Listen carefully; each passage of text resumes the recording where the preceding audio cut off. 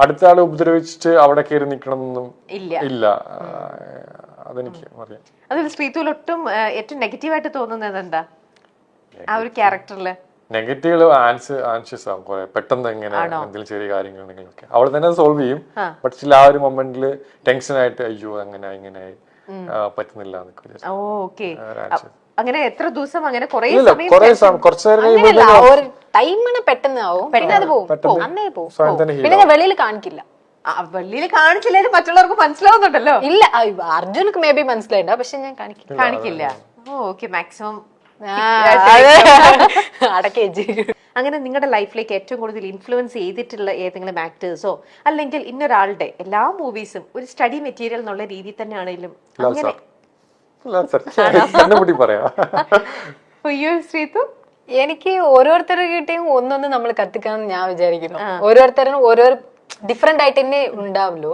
So എനിക്ക് like ഓരോരുത്തർ മലയാളം മൂവീസും തമിഴ് മൂവീസും കാണാനും മോസ്റ്റ്ലി തമിഴാണ്. സൂര്യ സർ വേണമെങ്കിൽ ഞാൻ പറയാം. ഓക്കെ, ഏറ്റവും കൂടുതൽ ഇഷ്ടം. വേറെ എന്തൊക്കെയാണ് നിങ്ങൾ നല്ലൊരു സിനിമയിലേക്ക് അല്ലെങ്കിൽ നല്ലൊരു കഥാപാത്രം ചെയ്യാൻ വേണ്ടിട്ട് നിങ്ങൾ നിങ്ങളെ തന്നെ എന്തൊക്കെ ചെയ്തിട്ടാ ട്രെയിൻ ചെയ്തുകൊണ്ടിരിക്കുന്നത്? ഞാൻ ഈ പറയുന്നത് മാത്രം കഥാപാത്രത്തിലേക്കൊന്നും ആയിട്ടില്ല, ജസ്റ്റ് അല്ല എന്നാലും നിങ്ങൾ എയിം ചെയ്യുന്നത് അത് തന്നെയാണ്. ഞാൻ ഇപ്പോൾ ചെയ്തുകൊണ്ടിരിക്കുകയാണ് ഒരു മൂവി. അപ്പൊ അതെനിക്ക് ബിഗ് ബോസിൽ നിന്ന് വന്ന ഒരു മൂവിയാണ്, ജിത്തു സാറിന്റെ. പറയാൻ പറ്റുമോ? അത് ആസിഫ് അലി അപർണ അവരെല്ലാം ചെയ്യുന്ന ഒരു പടത്തില്. ഷൂട്ടിംഗ് കഴിഞ്ഞോ? ഇല്ല, ഓൺ ഗോയിങ് ആണ്, നടന്നുകൊണ്ടിരിക്കുന്നു. എനിക്ക് ബ്രേക്ക് ആണ്. അപ്പം അതിലെനിക്ക് ലേണിംഗ് ആണ്, ഫുൾ ലേണിംഗ് ആണ്. അത് അത്ര വലിയ ക്രൂവിന്റെ കൂടെ ചെയ്യുന്നു. ഇതിൽ നിന്ന് ചെയ്തോണ്ട് എനിക്ക് അവിടെ പോകുമ്പോൾ കുറച്ചൊക്കെ അറിയാൻ പറ്റി.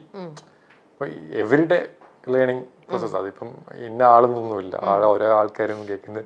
പേഴ്സണലി ഞാൻ ലാൽ സാറിന്റെ ഞാൻ അഡ്മയർ ചെയ്യുന്നൊരു മനുഷ്യനാണ്.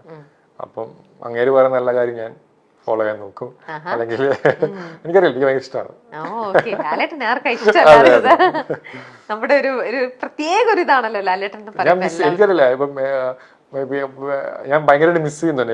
എനിക്ക് ബിഗ് ബോസിനെ അട്രാക്ട് ചെയ്ത വീക്കെൻഡ് എപ്പിസോഡ് ലാസ്റ്റ് സാർ ഒന്ന് മിണ്ടാൻ പറ്റുന്നുണ്ട്. അതൊരു ഭയങ്കര മൊമെന്റ് ആണ്. One of the reason Lal sir തന്നെയാണ്. അപ്പം എനിക്കൊരു ഫാൻ ബോയ് അല്ലെങ്കിൽ നമുക്ക് അവിടെ പോയി ലാൽ സാറിന് സംസാരിക്കുക, അല്ലെങ്കിൽ ശാസനം കേൾക്കുക, അല്ലെങ്കിൽ തമാശ പറയുക, ചിരിക്കുക, അതൊക്കെ എത്ര പേർക്ക് കിട്ടും? അല്ലെങ്കിൽ അങ്ങനത്തെ ഒരു ഞാൻ കൂടെ വർക്ക് ചെയ്തപ്പോൾ എനിക്ക് അത്ര കിട്ടുമെന്ന് എനിക്കറിയില്ല.